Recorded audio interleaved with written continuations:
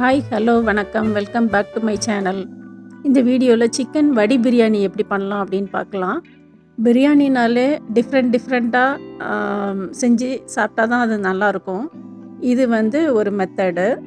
இந்த மெத்தடில் பிரியாணி பண்ணும்போது டபுள் பெனிஃபிட் இருக்குது. அதை பின்னாடி சொல்கிறேன் என்னன்ட்டு. நான் அதுக்கு சீரக சம்பா அரிசி எடுத்திருக்கேன். 1.5 கப் எடுத்திருக்கிறேன். அதை ஒரு 10 மினிட்ஸ் ஊற வச்சு வச்சுருக்கிறேன்.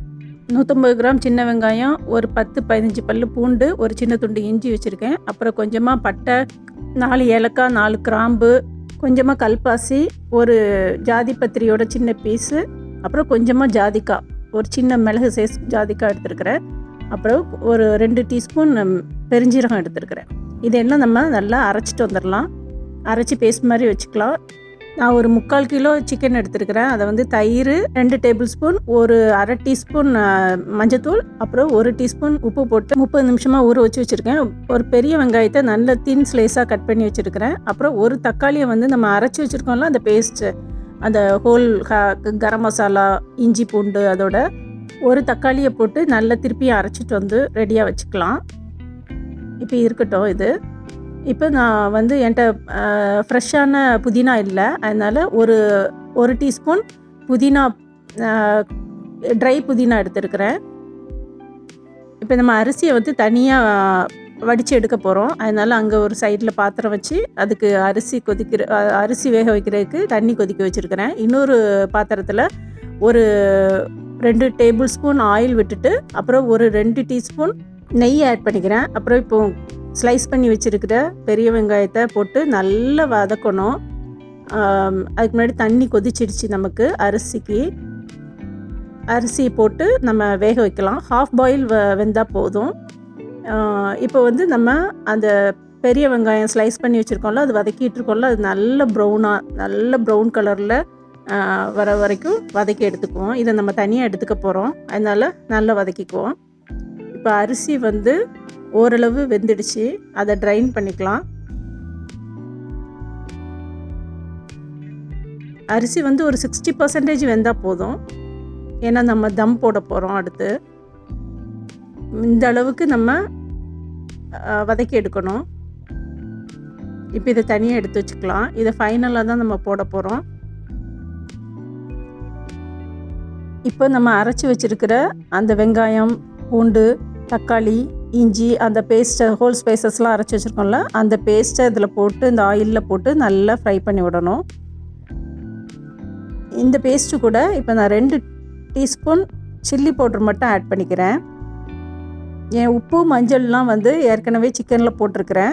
தேவைப்பட்டதுன்னா கொஞ்சமாக மஞ்சள் தூளும் உப்பும் இதில் போட்டுக்கலாம். இந்த டபுள் பெனிஃபிட்னு சொன்னேன்ல, இப்போ உப்பும் மஞ்சள் தூளும் இதில் கொஞ்சமாக போட்டு அந்த தொக்கு ரெடி பண்ணி வச்சிங்க அப்படின்னா, அதிலேருந்து கொஞ்சமாக தனியாக எடுத்து வச்சோம் அப்படின்னா, வீக் டேஸில் லஞ்ச் பாக்ஸ் ரெடி பண்ணுறதுக்கெல்லாம் ரைஸ் மட்டும் இது பண்ணி இந்த பேஸ்ட்டை போட்டு மிக்ஸ் பண்ணி ஒரு 5 மினிட்ஸ் தம்மில் வச்சிங்கன்னா நமக்கு ஒரு ப்ளைன் பிரியாணியை ரெடி பண்ணிக்கலாம்.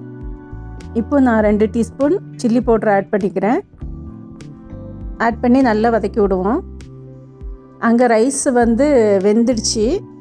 வெந்ததுனால நம்ம வடிச்சிக்கலாம். ஒரு 60% வெந்தால் போதும். இப்போ பாருங்கள், தொக்கு சூப்பராக எண்ணெய் பிரிஞ்சு ரெடி ஆயிடுச்சு. இப்போ சிக்கன் ஆட் பண்ணிக்கலாம். தயிர் இதெல்லாம் போட்டிருக்கிறதுனால ஒரு 30 மினிட்ஸ் ஊற வச்சுருக்கிறதுனால நல்லா சாஃப்டாக இருக்கும் இந்த சிக்கன். இது இந்த மசாலாலே நல்லா புரட்டி நல்லா வேக வைப்போம். தண்ணி எதுவும் ஊற்றக்கூடாது. அது சிக்கனில் உள்ள தண்ணியிலே வேகணும். ஏன்னா நம்ம அரிசியை தனியாக தான் வேக வச்சு வடித்து வச்சுருக்குறோம். அதனால் இந்த கிரேவியில் எந்த தண்ணியும் இல்லாமல் நல்ல ட்ரையாக ஆயில் பிரிஞ்சு வர வரைக்கும் நம்ம வதக்கிக்கலாம். இப்போ உப்பை செக் பண்ணிக்கோங்க. தேவையான அளவு உப்பு போட்டுக்கோங்க. ஏன்னா அரிசிலையும் நம்ம உப்பு போட்டு தான் வேக வச்சுருக்கிறோம். பார்த்துட்டு போடுங்க, பேலன்ஸ் பண்ணி. இப்போ நல்ல எண்ணெய் பிரிஞ்சு வந்துடுச்சு. இப்போ நம்ம அதில் உள்ள பீஸ் எல்லாம் வெளியில் எடுத்துக்கலாம். பீஸு கொஞ்சமாக கிரேவி எடுத்துக்கலாம். நம்ம லேயர் மாதிரி பண்ண போகிறோம்.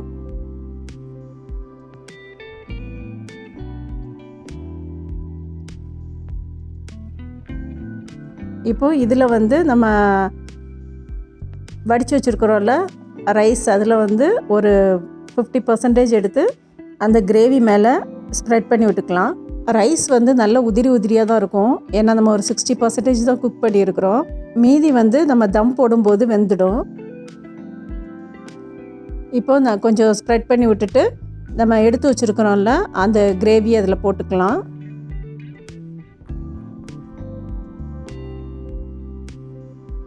இதையும் நல்ல ஈவனாக எல்லா இடமும் ஸ்ப்ரெட் பண்ணி விட்டுட்டு அதுக்கு மேலே மீதி இருக்கிற ரைஸை போட்டு இப்போது நீங்கள் உங்களுக்கு வந்து ஃப்ரெஷ்ஷான கொத்தமல்லி புதினா இருந்துச்சுன்னா இந்த ரைஸ்க்கு மேலே போட்டுக்கலாம். இப்போ என்கிட்ட வந்து ஃப்ரெஷ்ஷாக இல்லை, அதனால் நான் ட்ரை மின்ட்டு தான் வச்சுருக்கிறேன். அதிலிருந்து ஒரு டீஸ்பூன் எடுத்து இதில் போட்டுக்கிறேன்.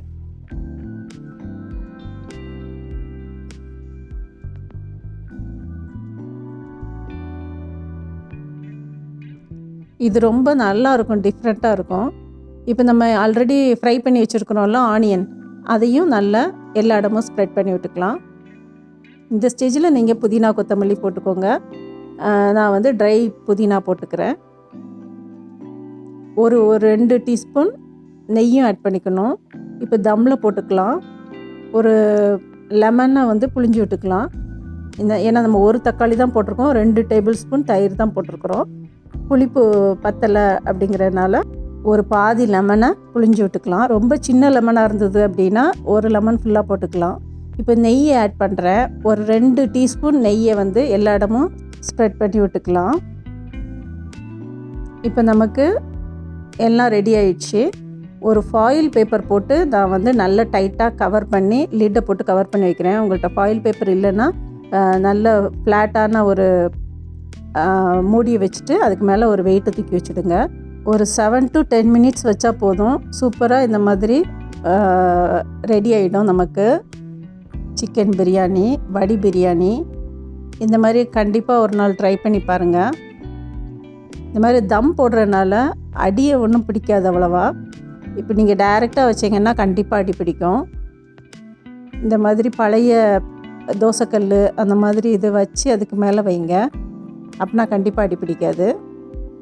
வீக்கெண்டில் இந்த மாதிரி பண்ணும்போது நீங்கள் அந்த தொக்கை வந்து கூட கொஞ்சம் குவான்டிட்டியில் ரெடி பண்ணி வச்சுக்கிட்டீங்க அப்படின்னா வீக் டேஸில் கண்டிப்பாக யூஸ் ஆகும். ரைஸை மட்டும் உப்பு போட்டு வடித்து மிக்ஸ் பண்ணி தம்மில் போட்டிங்கன்னா போதும். இது நல்ல டிஃப்ரெண்ட்டான ஒரு டேஸ்ட்டாக இருக்கும். கண்டிப்பாக ஒரு நாள் ட்ரை பண்ணி பாருங்கள். ட்ரை பண்ணி பார்த்துட்டு எப்படி இருந்துட்டு கமெண்ட் பண்ணுங்கள், லைக் பண்ணுங்கள். சப்ஸ்கிரைப் பண்ணலன்னா கண்டிப்பாக சப்ஸ்கிரைப் பண்ணுங்கள். தேங்க்யூ ஃபார் வாட்சிங்.